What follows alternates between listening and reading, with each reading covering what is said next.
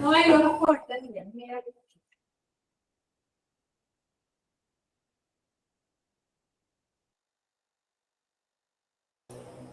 Bien, vamos a dar inicio al evento que hemos preparado para el día de hoy. Reitero mis agradecimientos a todos los estudiantes y docentes de la Universidad Estatal de Milagro. Muchas gracias a las carreras de Economía Presencial de la UNEMI, la carrera de Administración de Empresas y la carrera de Contabilidad y Auditoría. Muchas gracias por su interés en el evento que hemos preparado para el día de hoy.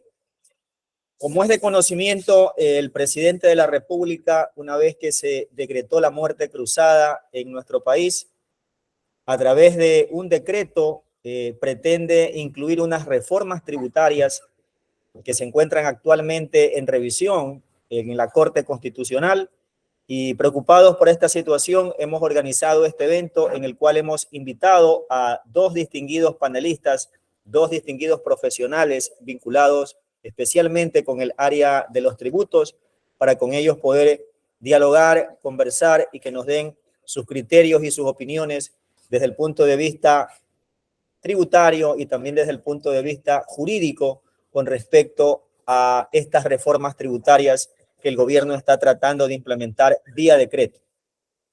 El evento lo hemos organizado de la siguiente manera. Primero tendremos la intervención de Juan Carlos Pastas, quien por aproximadamente 20 a 25 minutos nos dará a conocer sus criterios con respecto a estas reformas tributarias, luego de lo cual tendremos la participación de Yael Fierro, también 20 a 25 minutos con lo que nos ha traído preparado, y luego de la intervención de nuestros dos ponentes abriremos un foro por aproximadamente 15 minutos para poder dar lugar a la participación de preguntas, de inquietudes que puedan existir de parte de los asistentes a este evento. Entonces, damos inicio al mismo con la intervención de Juan Carlos Pastas. Adelante, Juan Carlos. Juan Carlos es experto tributario y nos ha traído preparado su intervención para el día de hoy. Adelante, Juan Carlos, bienvenido.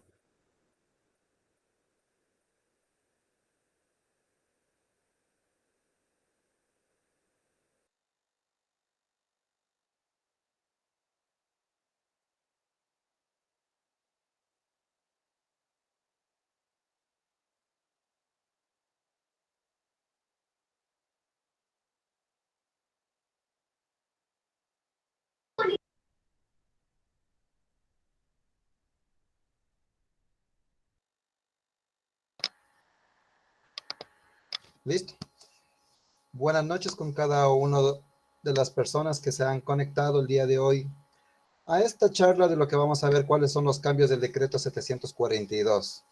Para mí es un gusto el poder compartir, como lo dijo José Alberto. Me llamo Juan Carlos Pastas, me estoy comunicando desde la ciudad de Quito, en lo cual vamos a compartir el día de hoy ciertos conceptos, una opinión y también una opinión más técnica con la opinión de Yael en la parte legal. Aquí vamos a ver ciertos ejercicios, cómo es el cambio que está dando este decreto de acuerdo a la relación de impuestos. Pero primero vamos a partir de un cambio muy sustancial. Cuando hablamos de la reforma de la Ley Orgánica para el Fortalecimiento de la Economía Familiar, el proyecto ya fue enviado cuando existía la asamblea.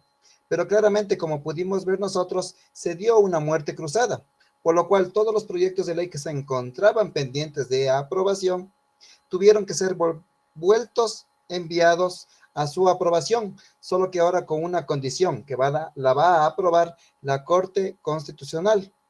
Pero aquí nace el cambio. Cuando nosotros hablamos de lo que son la Corte Constitucional, ¿qué va a hacer para poder emitir la misma? El día martes se tuvo la audiencia a las 10:30 de la mañana, la cual también dieron una intervención a ciertas instituciones del Estado y también a las opiniones de ciudadanos que se pudieron inscribir para ver si es que el proyecto era fiable o no. Se han dado a conocer de lo que hemos podido ver nosotros, ciertos criterios, ciertas consideraciones en aprobación, y hay dos preguntas que están generalizando ahorita un poco que están siendo debatidas antes de poder ser generado la aprobación. Pero consigo, ¿cuál ha sido uno de los primeros objetivos de la Ley Orgánica para el Fortalecimiento de la Economía Familiar? Aquí tenemos que conocer nosotros que dentro de la misma reforma se encuentran 4 títulos que van a ser muy importantes que debemos de conocer nosotros. Existe una reforma de acuerdo a la tabla del impuesto a la renta del artículo 36. Y también tenemos una reforma en cuanto a los gastos personales.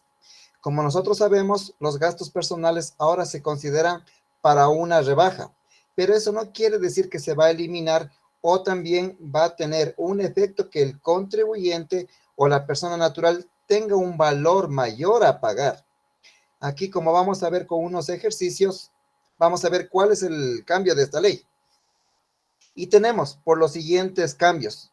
Para el año 2024 se da a conocer una nueva reforma en cuanto al capítulo RIMPE del artículo 97. Y también tenemos una nueva reforma incluyente que habla de lo que son los pronósticos deportivos. Ahí hablamos de un impuesto a la renta único.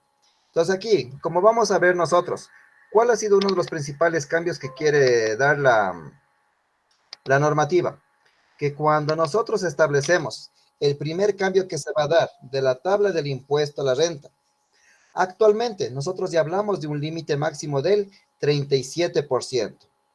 Con la nueva tabla que se ha expuesto en modificación del artículo 36, no quiere decir, como se ha dado a conocer en diferentes diarios, que va a bajar la tarifa del impuesto a la renta al 35%. Se va a mantener dentro de los mismos lineales de acuerdo al impuesto gradual, y también el cambio se va a dar dentro de lo que estamos viendo en la columna J de la fracción básica.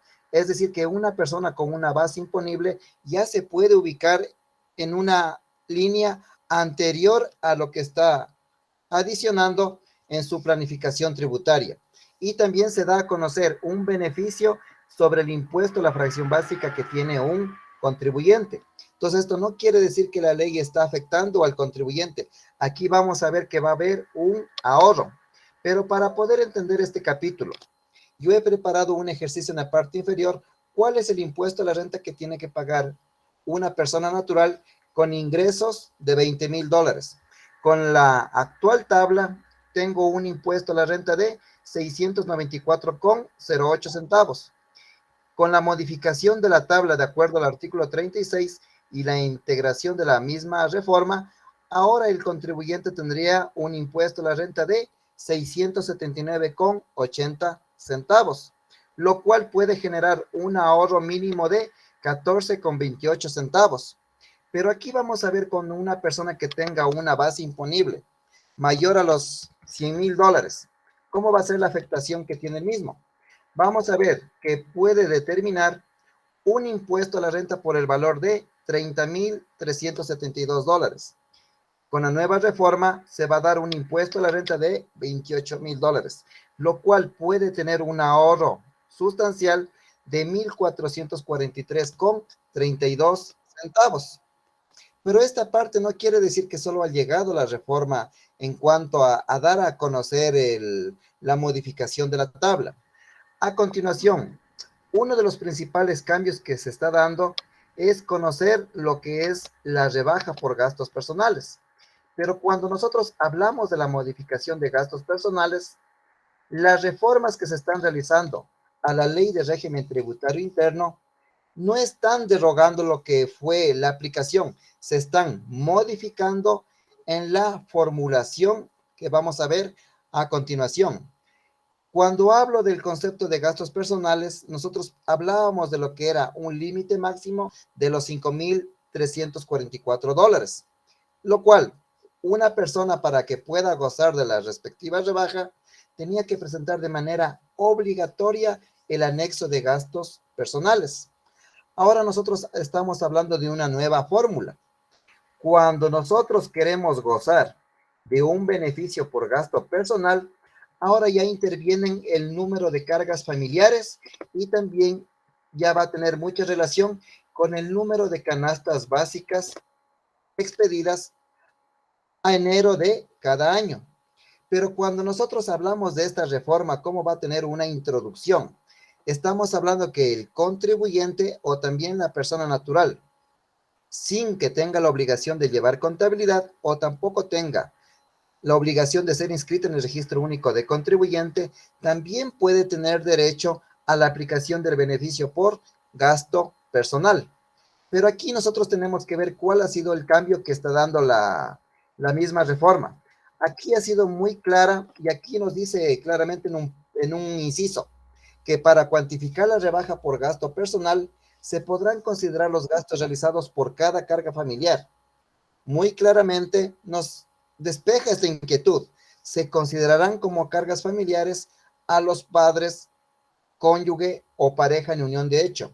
Y también tenemos hasta los hijos hasta los 21 años de edad.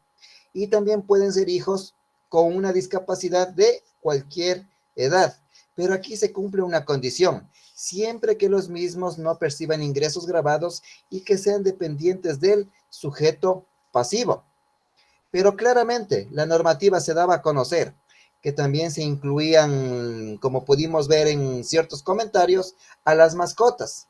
La normativa tributaria, de acuerdo a la reforma, está incluyendo lo que son tanto los gastos de vestimenta, educación, alimentación y salud. Pero claramente dentro de una parte del inciso, nos dice, incluyendo a los que correspondan a las mascotas a cargo del sujeto pasivo. Pero claramente podemos ver que en la parte final ya se da a conocer que va a ser modificado de acuerdo a la expedición del reglamento respectivo. Esto quiere decir que los gastos realizados por atenciones médicas, por alimentación de las mascotas y otra reformación que realice el reglamento van a ser un gasto deducible. Entonces, claramente vemos nosotros que las mascotas no van a formar parte de una carga familiar. Solo los gastos de manutención son aquellos que vamos a poder deducir. Otro de los beneficios que tienen las personas naturales o también los contribuyentes para efecto de la rebaja de gasto personal, ahora ya se da a conocer este cambio. Con la integración de la LODE se lo eliminó. Entonces aquí nosotros vemos que para las personas naturales con o a cargo de personas con enfermedades catastróficas, raras o huérfanas, tienen derecho a la rebaja máxima de acuerdo a la tabla que se ha emitido respectivamente. Pero para poder entender este cambio que está dando a conocer la misma reforma, yo voy a compartir ahorita un ejercicio donde nosotros tenemos que ver cuál ha sido el cambio y cuál es el ahorro que está generando para el contribuyente o la persona natural. Lo que nos dice a nosotros en la siguiente inquietud que nosotros hemos compartido. Nosotros a la fecha del día de hoy, con fecha 8 de junio del 2023, actualmente nosotros estamos haciendo nuestro cálculo del impuesto a la renta, sea para personas en relación de dependencia o también para personas de acuerdo a su planificación tributaria, las cuales van a establecer una base imponible. Cuando hablamos de las personas que van a aplicar lo que son los gastos personales, estamos haciendo relación a aquellas personas que pueden estar como régimen general. Pueden ser personas que tienen una actividad de representación legal, honorarios profesionales, transporte, aquellas personas que tienen ingresos mayores a $300,000. Hablamos también de lo que son los comisionistas. También podemos hablar de aquellas personas que tienen lo que son derechos representativos de capital o también actividades de arrendamiento. Entonces, claramente, el grupo de personas naturales que se acojan al régimen general tienen derecho a la rebaja por gasto personal, como lo ha establecido la normativa, la modificación al reglamento y también la integración de la resolución 23.4, se da a conocer que el beneficio de rebaja por gasto personal no va a ser aplicable para los contribuyentes que se encuentren catalogados como régimen RIMPE, emprendedor y tampoco negocio popular. Entonces, claramente, cuando yo hablo de lo que es un monto de acuerdo a la base imponible, va a tener mucha relación con el régimen general, lo cual nosotros, mediante lo que sea el cálculo de acuerdo al artículo 36 de la integración de la LODE, vamos a establecer un impuesto a la renta por el valor de 1.371,30 centavos. El cálculo no va a cambiar con la reforma REFAN. Entonces aquí, un contribuyente, después de ser aprobado la reforma por la Corte Constitucional, va a tener igual un impuesto a la rebaja por el mismo monto de los 1.371,30 centavos. Entonces, claramente podemos evidenciar que de acuerdo a la integración, la ubicación que va a tener el contribuyente va a ser en la quinta línea de la tabla del artículo 36. Pero aquí van a hacer el cambio que nosotros vamos a ver a continuación y nos vamos a hacer aquí la pregunta. Si un contribuyente al momento de la declaración del impuesto a la renta tenía ingresos mayores a los $24,000, puede establecer lo que es la rebaja del 10% de acuerdo a la canasta básica familiar. O también puede ser que el contribuyente, si tiene ingresos menores a los $24,000, puede tener derecho a lo que es el 20% de la rebaja por gasto personal. Pero aquí vamos a ver cuál es el cambio que está dando a conocer la reforma REFAN. Cuando nosotros ya conocemos que ahora tenemos derecho a lo que es poder tomar en cuenta las cargas familiares, ya pudimos ver nosotros que de primera parte podían ser los padres, siempre y cuando no tengan un ingreso agravado, también los cónyuges y los hijos. Pero nosotros, para poder interpretar este capítulo, vamos a partir de lo que es la canasta básica. De acuerdo a la expedición de la normativa, la canasta básica familiar a la presente fecha se encuentra por el valor de los 764,71 centavos. Pero ¿qué me ha dicho el capítulo de la normativa? Que las personas que tienen 0 cargas familiares tienen derecho como monto máximo a 7 canastas básicas familiares. Este factor nosotros vamos a multiplicar 764,71 por el valor de 7 canastas básicas familiares. Ya la respectiva tabla vamos a arrastrar hasta la última línea. Entonces, esto quiere decir que el contribuyente o la persona natural, al momento de hacer su declaración del impuesto a la renta, y si también se llega a aprobar mediante la Corte Constitucional, pasaría a ser un recálculo en el impuesto de las personas que están en relación de dependencia. Cuando ya vamos a tomar en cuenta cuál sería el monto que va a tener cada persona natural o contribuyente de acuerdo a sus cargas familiares. Es decir, que una persona que no tiene ninguna carga familiar tiene derecho a un monto de 5,352,97 centavos. Vamos a tomar el ejemplo de una familia aquí en el Ecuador. Si su cónyuge es el único que tiene el ingreso grabado, está a su cargo su cónyuge y sus 2 hijos. Es decir, que tiene tres cargas familiares a su cargo. ¿Qué me dice la normativa? Que él tiene derecho a 14 canastas básicas familiares, lo cual establece un monto de 10,705,94 centavos. Lo que estamos viendo nosotros a continuación va a ser el monto máximo, pero esto no quiere decir que la persona natural o contribuyente pueda tener un gasto inferior. Tomando el ejemplo, la persona que quiera hacer uso de la rebaja, sabemos que el monto máximo son por los $10,000, él ha presentado sus gastos personales por el monto de $8,000. Lo que ha establecido la normativa es que nosotros, Tomemos en cuenta el valor menor entre los dos y multipliquemos por el 18%. Esto es lo que está haciendo cambio ahorita la normativa. Como podemos ver nosotros, aquí el contribuyente al momento de presentar sus gastos personales tiene derecho al valor de los $1,440. Pero ¿qué pasaría si es que el contribuyente dice, no, es que yo tengo un gasto mayor, tengo $20,000 que me quiero hacer uso porque me recomendaron? No puede exceder de lo que son las 14 canastas básicas familiares. Esto quiere decir que el anexo solo va a ser recibido por el monto de los 10,705,94, lo cual establece el monto máximo de reducción en cuanto a rebaja por gasto personal de 1,927,07 centavos. Pero aquí se daba a conocer que los gastos personales ahora ya tienen un tope, pero claramente se da a conocer del monto de los 15,294,20 centavos. ¿Cuáles son aquellas personas que tienen derecho a poder tomar el monto máximo? Aquellas personas que tienen 5 cargas o más, o aquellas personas que tienen una persona a su cargo con una enfermedad catastrófica. Entonces, como podemos ver nosotros, el beneficio de los $15,000 no afecta para todas las personas naturales o contribuyentes. Entonces, al momento de nosotros ubicarnos ya en el cálculo de la reforma Lefan, pudimos ver que teníamos lo que era el 10%, el monto de los 535,30 centavos. Entonces, nosotros, ¿cuál va a ser una de las primeras preguntas que vamos a realizarnos al momento de realizar el impuesto a la renta?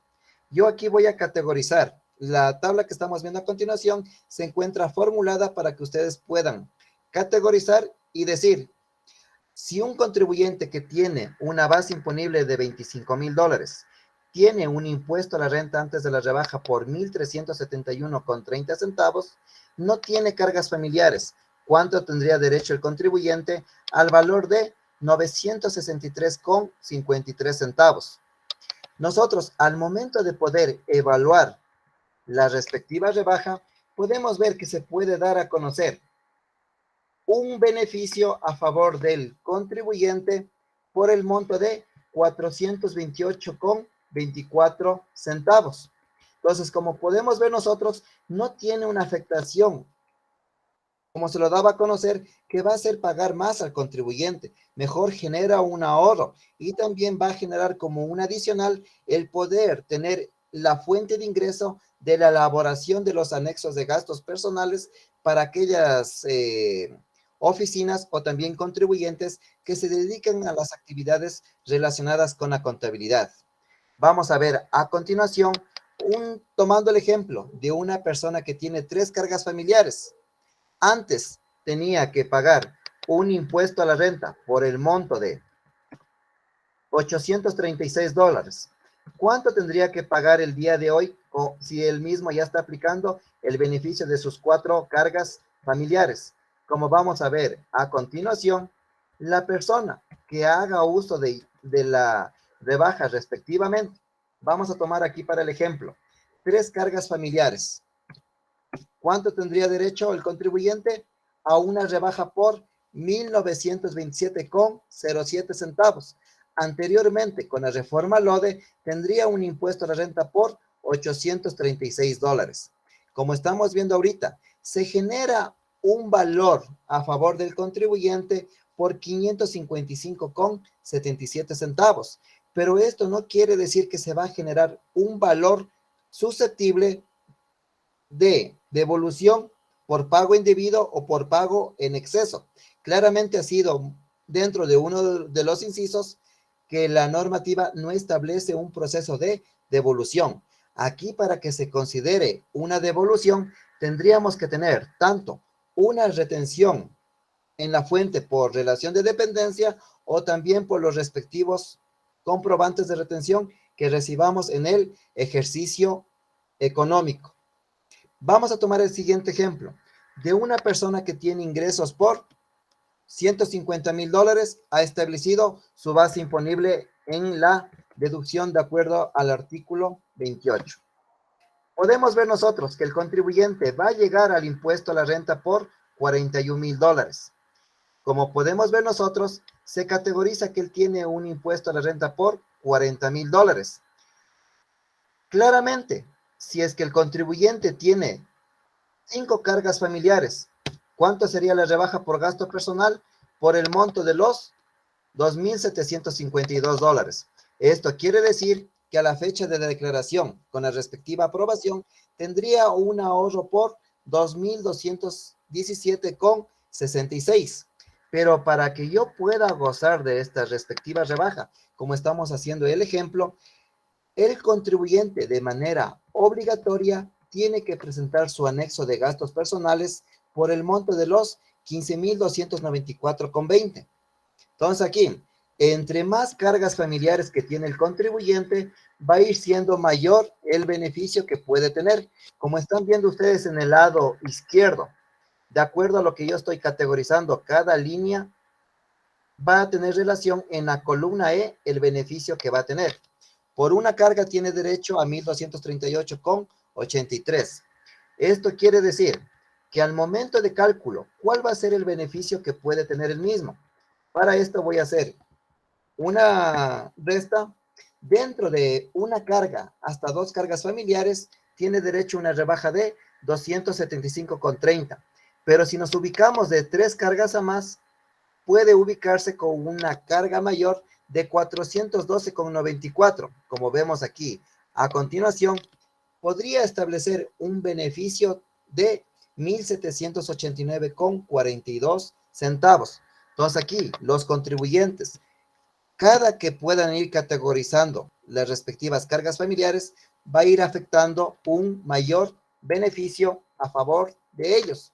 Pero esto no quiere decir que los contribuyentes o también persona natural no van a poder gozar de este beneficio si tal vez tenían ingresos mayores a los $100,000. Como pudimos ver en la LODE, se eliminó el capítulo. Entonces, ahora este beneficio, esta rebaja, tiene una afectación para todos los contribuyentes del régimen general sin contemplar su ingreso. También va a ser aplicable para aquellas personas que tengan, un ejemplo, un rendimiento financiero o también sean accionistas que perciban dividendos. Con este capítulo, de acuerdo al cambio del régimen general, vamos a dar paso cuál es el cambio que está dando el régimen RIMPE por efectos de tiempo. Cuando nosotros hablamos de lo que es el capítulo del régimen RIMPE, pudimos ver que conocíamos que se establecía un literal de acuerdo a la tabla del artículo 97.6, que hablaba con ingresos de 0 a $20,000, lo cual nosotros pudimos ver que si yo no tenía actividad económica, tenía que pagar los $60 si estaba dentro del grupo RIMPE Emprendedor o también seamos negocios populares. La modificación que ha dado la tabla es eliminar el primer literal. Como pudimos ver nosotros, la Corte Constitucional emitió un comunicado, se declaró de inconstitucional el primer lineal de la tabla del artículo 97.6, lo cual la modificatoria de la ley está creando ahora una nueva tabla de acuerdo a los negocios populares. Es decir, que una persona que tiene un ingreso de 0 a $2,500 no tendrá ningún impuesto a pagar. Las personas que tienen un ingreso de $2,500 hasta $5,000 van a tener un impuesto de $5. Como estamos viendo nosotros, se habla de un impuesto ya de manera gradual, llegando hasta el valor de los $60. Pero ¿quiénes van a ser las personas que van a pagar los $60? Aquellas personas que tienen ingresos entre $15,000, un centavo, hasta los $20,000. Para poder ver en el ejemplo que voy a compartir ahorita, nosotros vamos a tomar en cuenta que la aprobación del capítulo RIMPE con la modificación va a tener una afectación para el año 2024.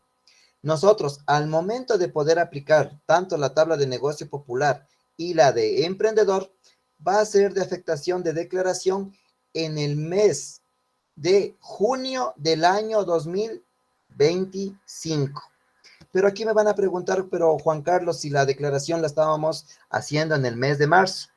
Cuando nosotros hablamos de lo que es el capítulo de RIMPE, podemos ver que la misma normativa, dentro de la modificación del artículo 97.8, nos ha dicho lo siguiente: el impuesto a la renta sujeto al presente régimen se va a liquidar y se va a pagar hasta el mes de junio de cada año fiscal. Entonces aquí ya tenemos un apoyo de acuerdo a la respectiva normativa. Pero nosotros, ¿cuál va a ser otro de los capítulos que se está cambiando ahorita? Cuando hablamos del capítulo RIMPE, ya podemos ver que está más ordenado, ya tiene una forma para que pueda declarar el contribuyente. Esto quiere decir que el contribuyente a partir del año 2024 ya no va a poder tener una declaración de manera mixta, incluyendo actividades incluyentes y también actividades excluyentes del régimen RIMPE. Esto quiere decir que los contribuyentes tienen que tener una sola categorización, sea régimen general o régimen RIMPE, al momento de su declaración. Entonces aquí, tomando el ejemplo de una persona que va a declarar sobre sus ingresos, vamos a poner el ejemplo de una persona que tiene un bazar, tiene ingresos por el monto de $8,000. ¿Cuánto era el valor que tenía que pagar dentro del año 2022 y año 2023 al cierre del ejercicio? Era el monto de los $60. Con la modificación de la ley tendría un impuesto por pagar ahora de $15, lo cual lo liquidará en junio del año 2025. ¿Qué van a pasar con los emprendedores? Una persona que tiene ingresos por el monto de $200,000. Como estamos viendo a continuación, la persona tendría un impuesto ahora por 2,752 de acuerdo a la tabla. Pero aquí vamos a ver un ejemplo, porque aquí no ha calculado el impuesto sobre la fracción excedente. Como vemos que es un valor redondeado, yo tendría que establecer un monto mayor para que me categorice el valor excedente. Esto quiere decir que la persona sobre el monto de restar los ingresos menos el límite inferior tiene la fracción excedente. Como pudimos ver, en el último escalón de la tabla, tiene que pagar un impuesto a la fracción básica de 2,797,52 centavos. Y sobre el valor excedente, tiene que cancelar el impuesto tipo marginal. De multiplicar 50,000 por el 2%, tenemos el impuesto de renta causado de 3,797,52 centavos. Entonces, claramente, el capítulo de RIMPE Emprendedor no se está ni derogando ni modificando, solo se ha eliminado la primera línea de acuerdo a la tabla, lo cual establece la nueva creación de la tabla de negocios populares. Pero cuando nosotros vemos ahora cómo va a poder categorizar la administración tributaria, si dentro de los certificados de RUC hay veces que nos dice que tenemos la obligación de llevar contabilidad, ahora nos dice que no tenemos la obligación de llevar contabilidad, claramente dentro de una de las modificaciones del artículo 97.7, a partir del año 2024, los contribuyentes que sean considerados como negocios populares tendrán la obligación de llevar un registro de ingresos y gastos, y aquellas personas que se encuentren categorizadas como emprendedores, ahora les da como la condición o la obligación de llevar contabilidad cuando la normativa así lo disponga. Tomando un ejemplo, una persona que sobrepase los $300,000 de ingresos ya se encuentra obligada a llevar contabilidad. O también, si yo me constituyo una compañía bajo la vigilancia de la super de compañías, también tengo la obligación de llevar contabilidad. Para no hacer más extensivo la presentación, podemos ver que los cambios que se están dando en consideración ya se da a conocer como grupo excluyente del régimen RIMPE las actividades de arrendamiento de bienes muebles y también de bienes inmuebles. Y también ya se da a conocer la prestación de servicios profesionales tanto por personas naturales y también por sociedades. Esto aplica para aquellas sociedades que tienen la obligación de prestar servicios, puede ser de auditoría externa, servicios de contabilidad o también de administración. Como lo pudimos ver, el concepto de prestación de servicios profesionales ya se encuentra contemplado dentro de la resolución 23.4 y también podemos revisar también la resolución 23.12. De antemano, les agradezco mucho por la presentación. Muchas gracias, Juan Carlos, por esa detallada información que nos has proporcionado con respecto a las diferentes novedades en cuanto a gastos personales, la tabla del impuesto a la renta, los pronósticos deportivos y también la tabla RIMPE con las novedades que nos trae este proyecto de reformas tributarias. Recordemos que estamos haciendo un conversatorio en la Universidad Estatal de Milagro, las carreras de Economía, Administración de Empresas y Contabilidad y Auditoría. Acabamos de escuchar a uno de nuestros invitados, Juan Carlos Pastas. A continuación, vamos a dar lugar a la participación de Yael Fierro. Ella es abogada asociada de Solines y Abogados, cuenta con más de 12 años de experiencia en asesoría y patrocinio en el área corporativa, tributaria, seccional y aduanera. Es experta en temas relativos a tributación nacional, aduanera y municipal y además de asesoría de empresa. Adelante, Yael, con lo que nos ha traído preparado para el evento del día de hoy. Muchas gracias, José Alberto. Bueno, realmente, en primer lugar, quisiera felicitar muchísimo la presentación de Juan Carlos, sumamente clara, didáctica, explicativa. Respecto del impuesto a la renta y de los cambios que puedo advertir, creo que más me voy a ceñir al tema de pronósticos deportivos, toda vez que ha sido abarcado suficientemente el tema de impuesto a la renta, gastos personales y RIMPE por Juan Carlos. Simplemente me voy a permitir compartir pantalla con la finalidad de que ustedes puedan visualizar una presentación que la he preparado para que ustedes puedan tener un poco más claro el tema de la reforma. Si me permiten un minuto, que la verdad no la ubico.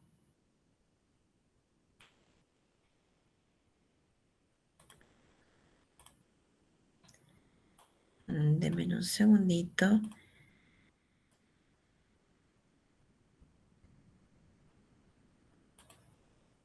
Aquí está, perfecto. Listo. ¿Me confirman, por favor, si es que se puede ver la pantalla? ¿Sí? Sí, lo estamos viendo, Yael. Perfecto. Bueno, muchísimas gracias. Primero, como antecedente, yo quisiera comentarles por qué se da este decreto ley, cuál es el motivo. Ya desde el punto de vista de abogado, es importante que ustedes como contadores, como auditores, como administradores, conozcan el porqué de la normativa. ¿Por qué es importante conocer la razón por la que se expide una ley? Porque en el momento en el que nos toca a nosotros como contadores interpretar el reglamento o la resolución, debemos acudir a un tema que se llama el espíritu de la ley. Es decir, ¿qué quiso decir el legislador? ¿Qué quiso decir el presidente, en este caso, cuando emitió el decreto ley? Y de esa manera es que nosotros podemos aplicar correctamente la norma, incluso si es que todavía no sale un reglamento, incluso si no tenemos una resolución. Realmente ese es el trabajo que normalmente hacemos los abogados tributarios cuando los contadores, auditores, asesores fiscales nos hacen consultas que son más de cómo son la aplicación, cuál es el espíritu de la norma, ¿sí? Entonces, es importante que nosotros consideremos que el espíritu de la ley es fortalecer la economía familiar, los negocios populares, a los artesanos, entre otros, ¿sí? ¿Qué es lo que pasó? Recuerden que existió una molestia bastante grande de la población ecuatoriana cuando salió la Ley de Desarrollo Económico y Sostenibilidad Fiscal, que estableció esta nueva fórmula de cálculo del impuesto a la renta con el tema de la rebaja de gastos personales y la nueva tabla de impuesto a la renta, que obviamente afectó mucho a las personas que tenían clase media hacia arriba. Entonces, existía una molestia muy grande. Es por ello que, a pesar de que el Servicio de Rentas Internas emitió una tabla un poco más considerada, por así decirlo, para este ejercicio fiscal 2023, se advirtió la necesidad de hacer una rebaja importante en el pago de impuestos de las personas naturales. Entonces, por eso es que ustedes como contadores, auditores, administradores, al momento en el que tengan que tomar una decisión, consideren que esta ley lo que busca es tratar de paliar un poco el efecto del aumento tributario que se dio con la Ley de Desarrollo Económico, ¿sí? Como bien lo mencionó Juan Carlos, el decreto ley lo que hace es un cambio en el impuesto a la renta, en el RIMPE y en los pronósticos deportivos, ¿sí? Hay un tema que me parece muy importante, que tal vez Juan Carlos no lo mencionó, y es que ¿desde cuándo se aplica la ley? Como abogado es importante que nosotros, que yo les transmita que el artículo 11 del Código Tributario establece que la ley rige para lo venidero y que en el caso de impuesto a la renta, como es un impuesto anual, siempre todo cambio que se haga en un determinado ejercicio fiscal va a ser aplicable en el siguiente ejercicio fiscal. Por ello es que las leyes que se emiten en noviembre o en diciembre realmente inician su aplicación en enero del siguiente año. Sin embargo, en este caso muy puntual, el presidente de la República ha puesto una disposición transitoria que dice que únicamente para aplicación de impuesto a la renta, es decir, el tema de la rebaja de gastos personales con las canastas familiares que lo explicó Juan Carlos, se va a aplicar para este mismo ejercicio fiscal. Y es ahí donde viene la controversia que se está suscitando en este momento en la Corte Constitucional, porque por una parte hay juristas que defienden que sí es posible por un principio de favorabilidad y por un principio de que en este momento se está aplicando todavía el impuesto a la renta, no se ha terminado. Hay otros que defienden que la ley se rige para lo venidero, que no se puede hacer de carácter retroactivo. Si preguntan mi opinión, yo considero que sí es plenamente posible y que esperemos pues que la Corte en ese sentido establezca que la aplicación de lo que hemos visto en este conversatorio respecto del impuesto a la renta sea para este ejercicio fiscal. Es decir, este ejercicio fiscal, tan pronto la ley se publique y sea aprobada por la Corte Constitucional, deberemos inmediatamente hacer un reajuste en las retenciones de impuesto a la renta que hemos hecho a los trabajadores si es que están en relación de dependencia, si es que se aplica de forma inmediata. Solamente cabe mencionar, esto se aplica para la renta. El RIMPE no. El RIMPE va a continuar con las mismas reglas al 2023 y realmente nosotros empezaremos a dilucidar los cambios en el 2024, ¿sí? Entonces, un tema importante es que lo que se cambia es la Ley de Régimen Tributario Interno y también el Código Tributario.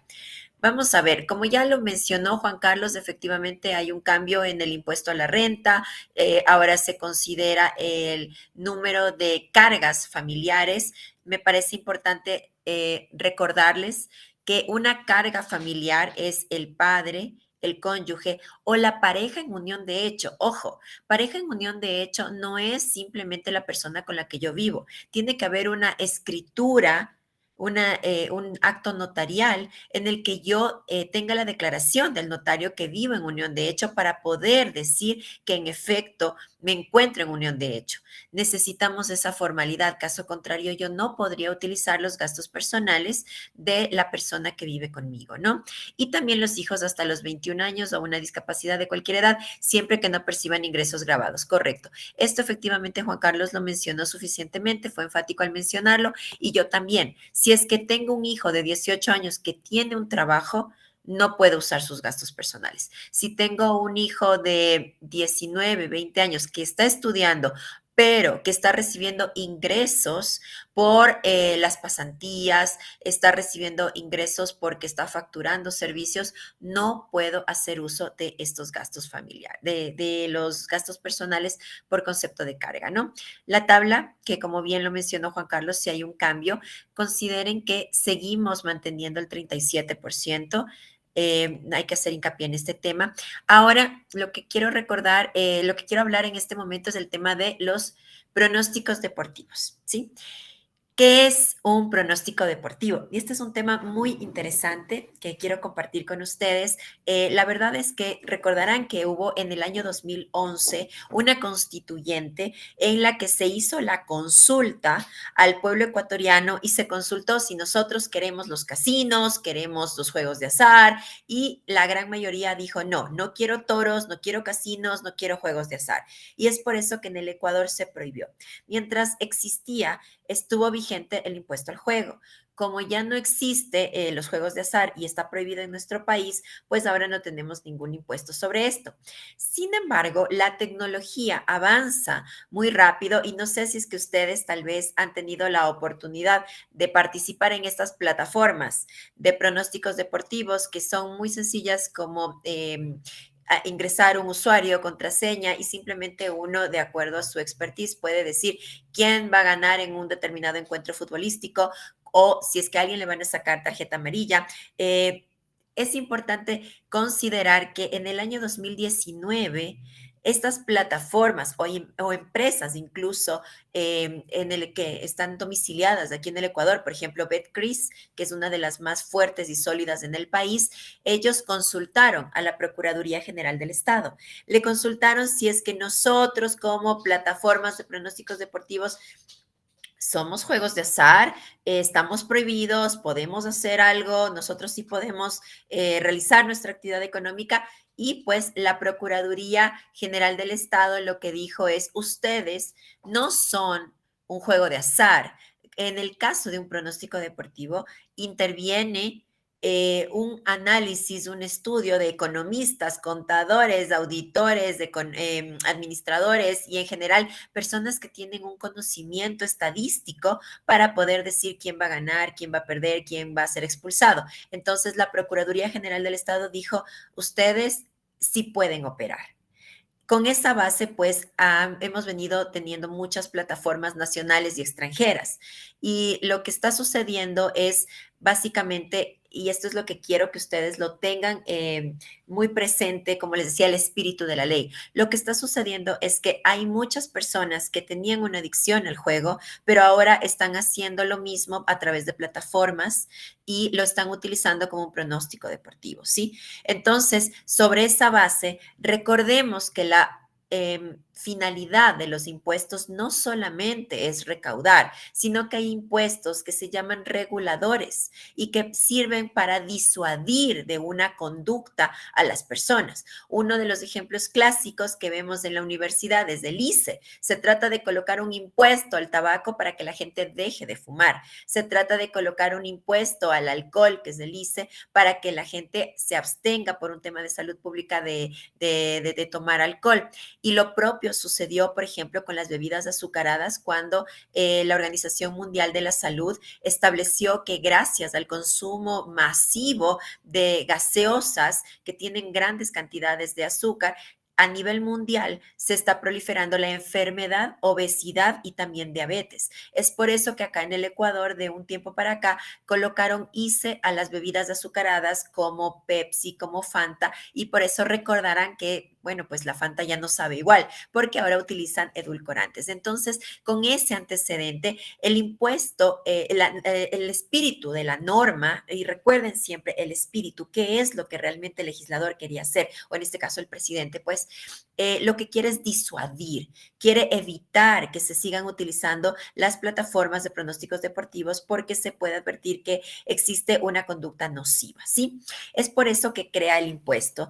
¿Y qué es lo que dice? ¿Quién paga? Realmente paga el que recibe un ingreso que provenga de el pronóstico deportivo, ¿sí? Lo importante de este impuesto es que aplica tanto para las plataformas extranjeras como las plataformas nacionales, porque realmente, como miren ustedes, dice la norma que si es que la plataforma es extranjera, yo como Ecuador no le puedo perseguir a otro estado, pero sí a mis ecuatorianos les puedo decir, ustedes en calidad de sustitutos me van a pagar. ¿Y cuánto es lo que me van a pagar? Es un 15% del ingreso que ustedes perciban. La tarifa es un 15%. Quería comentarles nada más con este tema de los pronósticos deportivos, que incluso es algo nocivo, bastante nocivo, que no sé si escucharon, recientemente hubo un escándalo con uno de nuestros jugadores ecuatorianos que participaba en una de las elecciones del Brasil, en la que públicamente él declaró y reconoció que le hicieron un pago de $7,000 para que él a propósito pierda y no tenga una buena actuación y su equipo pierda, porque había una apuesta, había pronósticos deportivos con valores sumamente altos respecto de quién va a ser el ganador de ese encuentro deportivo. Esto sucedió en el Brasil, pero empañó la actividad económica de los pronósticos deportivos acá en el Ecuador. Entonces se advierte que con este tipo de conductas estamos incluso tergiversando un juego, estamos fragmentando, estamos ocasionando que exista actos de corrupción incluso en instancias deportivas. Por eso es que de esta manera se crea el impuesto, no solamente porque necesitamos recaudar, sino porque realmente hay que ir un poco más allá. El motivo de este impuesto es disuadir de esa conducta.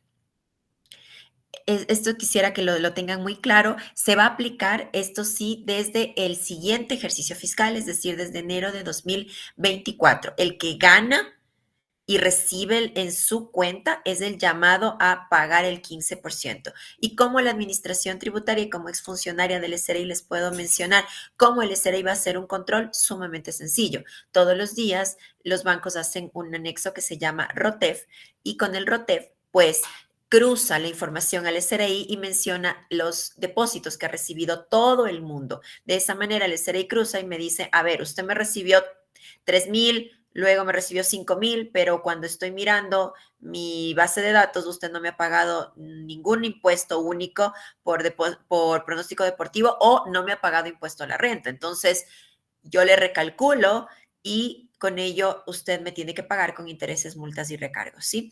Es muy importante saber el porqué de este tipo de cosas.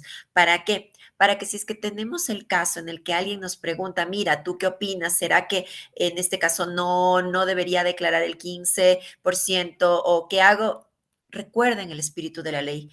La idea es tratar de disuadir esta conducta. Así que haga su declaración y pago si es que usted recibe un ingreso que proviene de pronósticos deportivos, incluso si se trata de una tercera persona, porque, y con esto voy cerrando un poco también la intervención de los pronósticos deportivos, porque existen otras plataformas que en cambio funcionan a través de influencers.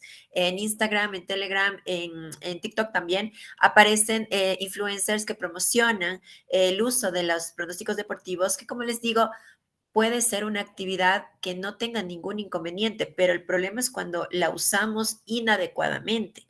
Entonces la promociona, pero funciona de la manera siguiente.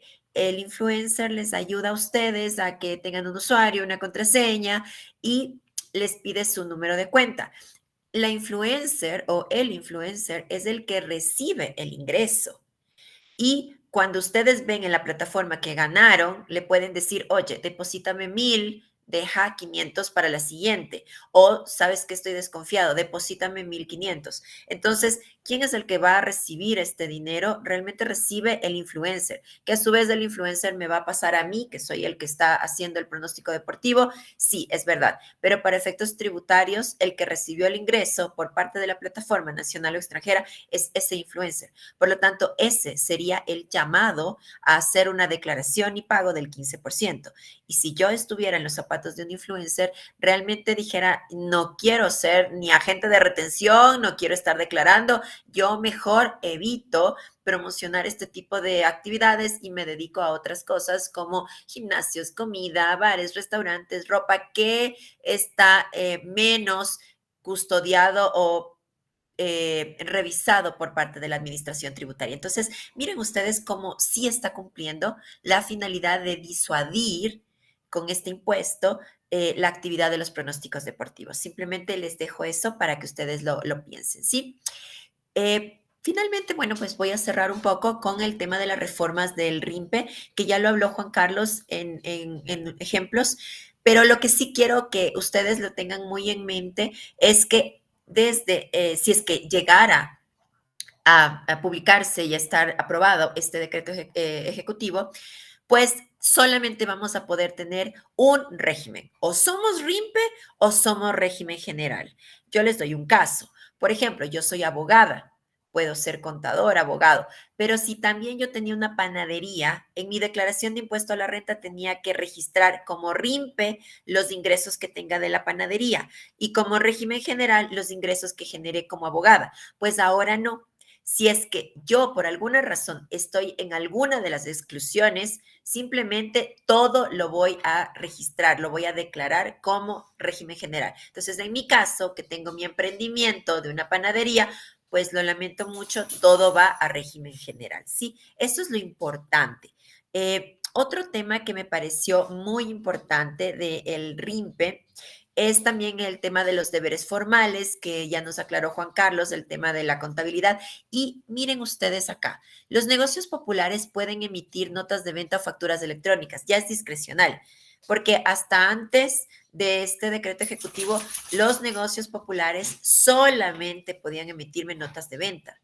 Y por eso muchos negocios populares perdían clientela, porque las facturas electrónicas son mucho más fáciles, están acostumbrados ya los grandes contribuyentes, las empresas y en general nosotros como personas naturales a manejar la factura electrónica que nos llega al correo.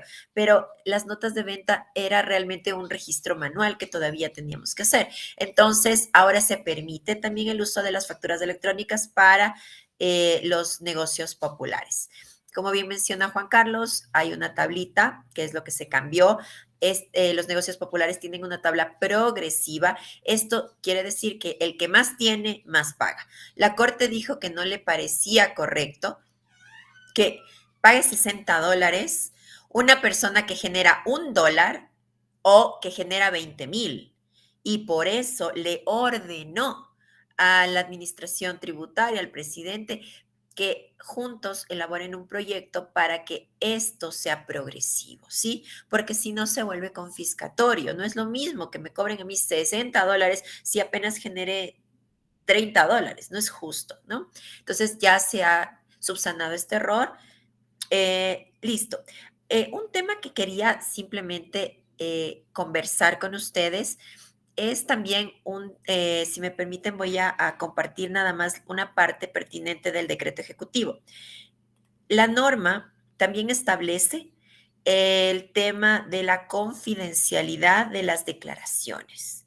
Sobre este tema hubo bastante polémica y también hubo polémica sobre el tema de los espectáculos públicos, porque el decreto ley establece que se elimina de la ley de régimen tributario interno en el listado que nosotros tenemos de servicios que están grabados con tarifa cero de IVA, estaban los espectáculos públicos. Se elimina. ¿Esto qué quiere decir? Que los espectáculos públicos van a grabar con IVA todas sus actividades. Y recordemos que el IVA, al ser un impuesto mensual, pues significa que el siguiente concierto ya debería estar grabado con IVA. Entonces, en esa pelea estaban los productores, porque ellos ya tienen una planificación también y obviamente un 12% sí les va a golpear bastante, ¿no? Entonces, eso les quería comentar. El tema también de la confidencialidad de la información, porque ustedes recordarán, y está vigente hasta este momento, ustedes pueden consultar en la página del Servicio de Rentas Internas el impuesto causado, el impuesto a la renta, pero en el decreto ejecutivo dice, no, refórmeme el código tributario de tal manera que sea confidencial. Pero una vez más, ¿por qué? No es que queremos encubrir o no queremos, no. Lo que pasa es que estamos viviendo una ola fuerte de inseguridad y publicar quién tiene muchos ingresos o paga mucho impuesto a la renta, pues como que permite tener una base de datos para ubicar personas a las que podrían sufrir un daño material, un secuestro, etcétera. Entonces, para precautelar este tipo de temas es que ahora, bueno, si es que sale el decreto, ya no se va a poder visualizar este tema. Cierro mi intervención mencionándoles que un cambio importante que me parece que tal vez no se lo vio mucho es que los artesanos salen del RIMPE. Entonces, ¿qué significa? Que los artesanos ahora tienen que emitir facturas, los artesanos tienen que ir a régimen general y de alguna manera, pues los artesanos que por su actividad no estaban llamados a cumplir con muchos deberes formales como podría ser agentes de retención, declarar mensualmente el IVA, estar en un régimen general, pues ahora lo van a tener que hacer. Tal vez es algo más engorroso, pero es el cambio que ha habido en la norma. Entonces, esa es básicamente mi intervención. Creo que entre Juan Carlos y mi persona hemos podido abarcar bastante bien. Me ha encantado la parte práctica. Yo les he contado la parte teórica, el porqué de la norma. Y si tienen ustedes alguna duda, creo que lo más importante que ustedes tienen que guardar es desde cuándo aplica, ¿sí? No todo se aplica inmediato. Hay cosas que son desde el día siguiente, como el tema de la renta, la rebaja de gastos personales. Eso es inmediato, ¿sí? La tabla del impuesto a la renta, inmediato. Pero para el siguiente año, RIMPE. Para el siguiente ejercicio fiscal, RIMPE. Para el siguiente ejercicio fiscal, pronósticos deportivos. Entonces, bueno, pues cualquier inquietud que ustedes tengan, con mucho gusto. Muchas gracias, Yael. Yael Fierro, de Solines y Asociados, nos ha hecho una exposición bastante interesante desde el punto de vista jurídico con respecto a algunas de las disposiciones de este decreto del presidente de la República de una reforma tributaria. Abrimos en estos momentos el foro para que nuestros participantes, estudiantes y docentes de las carreras de Economía, de Administración y de CPA de la Universidad Estatal de Milagro tengan a bien hacer alguna consulta, alguna pregunta a través del chat o habilitando su micrófono. Aprovechando tu última participación, Yael, me gustaría hacerte una pregunta. Obviamente, de pronto es muy difícil a estas alturas poderlo decir, pero de tu experiencia como abogada y de lo que tú conoces con respecto a las situaciones, cómo se manejan jurídicamente este tipo de decretos o este tipo de reformas, ¿tú qué consideras que podría pasar en la Corte Constitucional? ¿Se podría a lo mejor un poco aventurar y decir, yo creo que este proyecto va a pasar, los jueces lo van a aprobar, o tú consideras de que el asunto está ahí bastante complicado y de pronto ponernos a predecir qué es lo que podría pasar si se aprueba o no se aprueba es todavía muy prematuro decirlo? Bueno, José Alberto, es una pregunta compleja, la verdad, porque la verdad sea dicha, desde el punto de vista jurídico hay muchísimas cosas que debieron haber sido aprobadas, aceptadas, sin ningún problema. Sin embargo, el tema de la influencia política es lo que lamentablemente nos ha traído un montón de trabas para la emisión de normas. Entonces, un ejemplo, les puedo decir, esta es la primera vez, creo que en nuestra historia, que tenemos una muerte cruzada, que se emite un decreto ley. ¿Y qué es lo que pasa? Se supone que es urgente, que la Corte debería en máximo una semana decir si se cumple con todos los derechos o no se cumple con algún derecho, se está transgrediendo algún derecho constitucional, punto, se acabó. Pero miren ustedes que en este caso la Corte se ha tomado un mes como que si fuera la Asamblea. Entonces, estamos como un poco equivocados en el tema de plazos. Y además la Corte ha pedido al presidente que fundamente por qué es económico y urgente.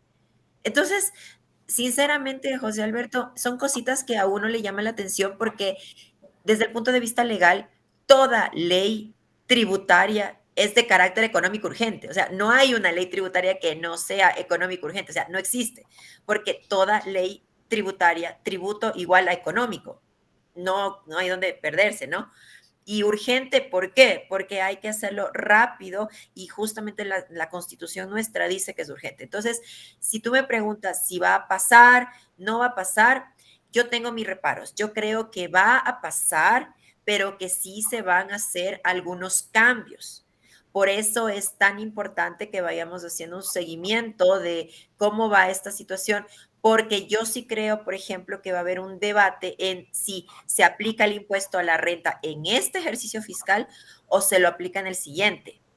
He escuchado algunas posturas de los jueces y están divididos. Algunos jueces dicen no, que se aplique desde el siguiente, porque hasta por un tema de seguridad jurídica. Otros dicen no, que se apliquen desde este ejercicio fiscal. Es beneficioso para nuestro pueblo. Entonces, yo creo que sí pasa, pero que va a haber unos cambios en el texto. Muy bien, Yael, muchas gracias por tu respuesta y por tu orientación. Estamos aquí en este conversatorio online para analizar las reformas tributarias, la propuesta de reformas tributarias, y hemos tenido una explicación bastante clara de parte de nuestros invitados, Yael Fierro y Juan Carlos Pascas.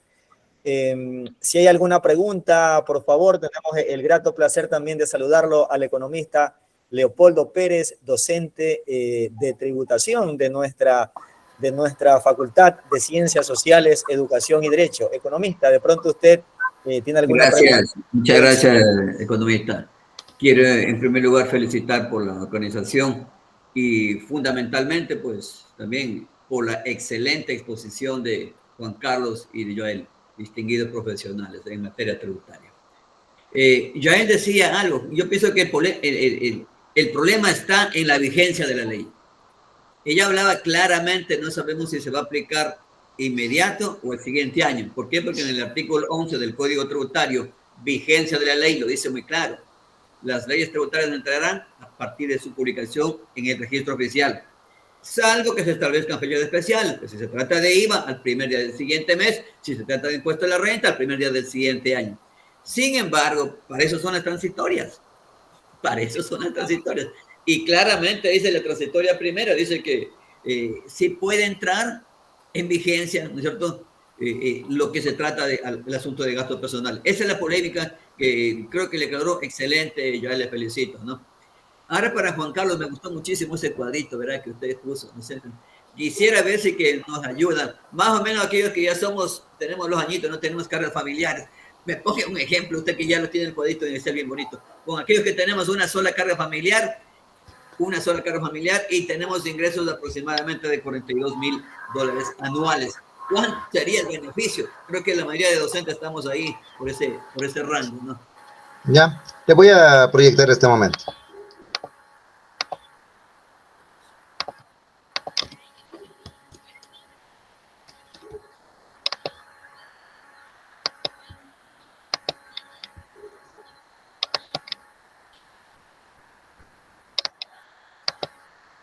Ya, como nosotros sabemos, primero tenemos que establecer cuál va a ser el monto que fuera de la deducción. Si hablamos de ya una base disponible por $42,000, yo tendría un impuesto a la renta por $4,382.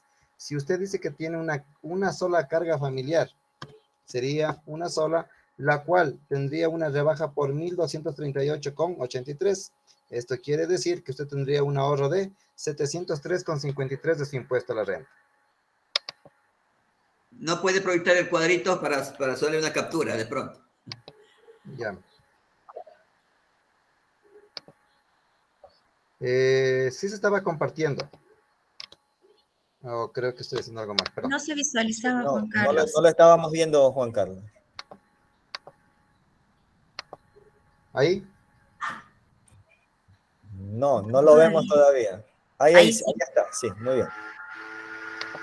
Listo, entonces con el monto que tenemos de la reforma con los $42,000 o también con ALODE, tenemos un impuesto antes de la rebaja por $4,382,40. Al momento Faltaría de poner los aportes salidas, ¿no? Faltaría de poner los aportes salidas. Claro, porque aquí un ejemplo. Si yo tengo aquí los $42,000 de ingresos. Ingreso bruto, ese es ingreso bruto. Ya, aquí voy a quitar el 9.45%. ¿Cuánto sería el monto que yo tendría que establecer como base imponible? $38,000.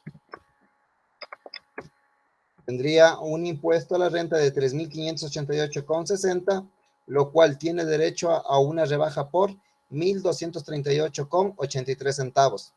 Dando el ejemplo, tiene un beneficio de $703,53.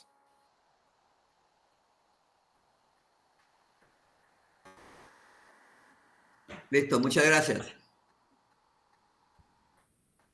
Bien, tenemos una pregunta a través del chat de Jessica Gordillo, quien nos dice: buenas noches.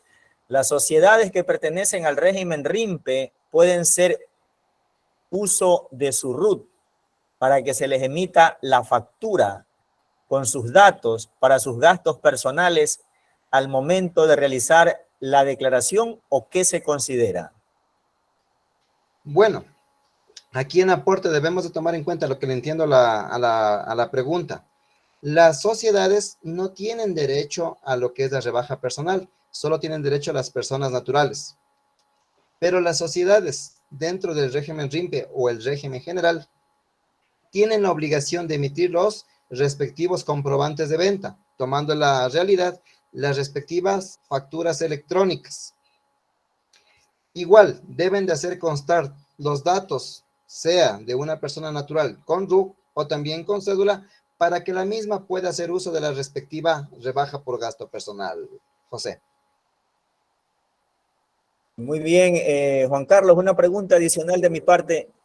Juan Carlos, en base a lo que tú nos acabas de explicar, estas reformas traen consigo, en lo que tiene que ver especialmente al RIMPE, traen alguna rebaja en lo que tiene que ver al impuesto a la renta que se venía pagando con la reforma anterior. Esta es una pregunta que la encuentro bastante repetida entre comerciantes, entre artesanos, entre aquellos que pertenecen al régimen RIMPE. Se preguntan, con esta reforma tributaria que está en estos momentos en discusión en la Corte, ¿voy a pagar menos impuestos que antes o voy a pagar más impuestos que antes?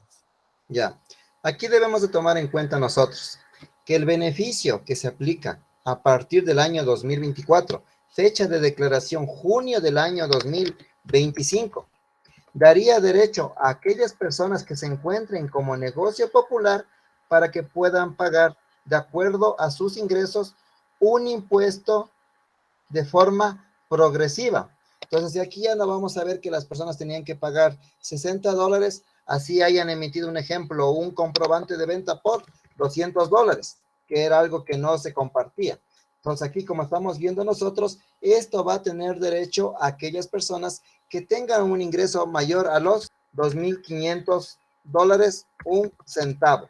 Entonces, como estamos viendo aquí en el ejemplo, voy a poner aquí $2.800, lo cual esta persona pagaría una cuota única de los $5. Entonces aquí el beneficio que se está creando es como lo que nosotros pagábamos en el RICE, una cuota, pero esta vez vamos a ver que no va a ser una cuota mensual, sino que es una cuota anual, la misma que se declara y se pagará en el mes de junio, de acuerdo a los ingresos. Entonces aquí vemos que hay un beneficio para los negocios populares.